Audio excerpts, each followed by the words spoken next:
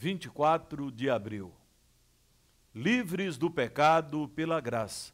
É o tema da mensagem de hoje ao seu coração. E o texto que leremos é a carta de Paulo aos Romanos, capítulo 6, versos de 8 a 14, onde o apóstolo diz assim: Ora, se já morremos com Cristo, cremos que também com ele viveremos. Sabedores de que, havendo Cristo ressuscitado dentre os mortos, já não morre, a morte já não tem domínio sobre ele. Pois, quanto a ter morrido de uma vez para sempre, morreu para o pecado. Mas, quanto a viver, vive para Deus. Assim também vós considerai-vos mortos para o pecado, mas vivos para Deus em Jesus Cristo. Não reine, portanto, o pecado em vosso corpo mortal, de maneira que obedeçais às suas paixões. Nem ofereçais cada um os membros do seu corpo ao pecado, como instrumentos da iniquidade, mas oferecei-vos a Deus como ressurretos dentre os mortos, e os vossos membros a Deus como instrumentos de justiça. Porque o pecado não terá domínio sobre vós, pois não estás debaixo da lei, mas debaixo da graça.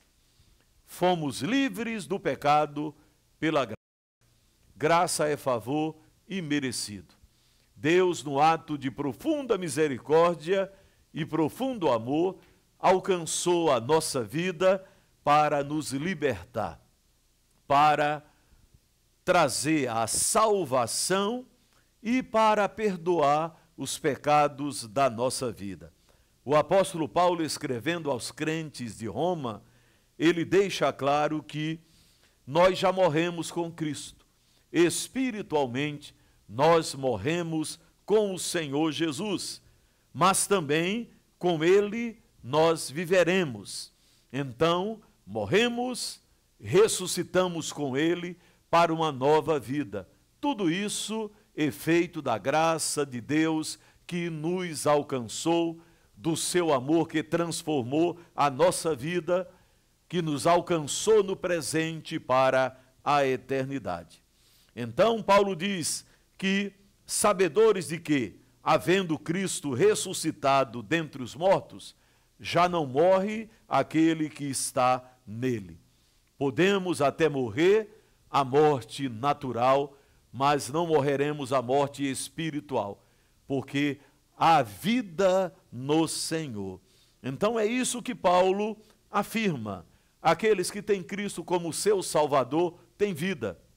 Vida aqui e vida para além da própria vida, ou seja, vida eterna. E o mesmo Jesus disse: eu vim para que tenham vida e a tenham em abundância. Então, ele deixa claro que, quanto a ter morrido de uma vez para sempre, morreu para o pecado. Quanto a viver, vive para Deus. Então, a velha vida é abandonada porque a graça de Deus nos alcançou. Passamos a viver uma nova vida, uma vida de santidade, uma vida de consagração ao Senhor. Não uma vida sem pecado, porque ainda temos a velha natureza, o pecado ainda age em nossa vida, mas uma vida de acordo com a vontade do Senhor, uma vida santificada na sua presença. Então, Paulo deixa claro que, diante desta nova vida que nós temos, devemos evitar o pecado. Não devemos colocar o nosso corpo para a prática do pecado, mas devemos oferecê-lo a Deus como sacrifício vivo, santo e agradável. Já que nós somos ressurretos espirituais, devemos colocar a nossa vida por inteiro para servir ao Senhor. E Paulo afirma que o pecado não terá domínio sobre nós. Podemos até pecar, mas precisamos nos arrepender, confessar os pecados, não temos prazer no pecado, porque agora temos uma nova vida na presença do Senhor.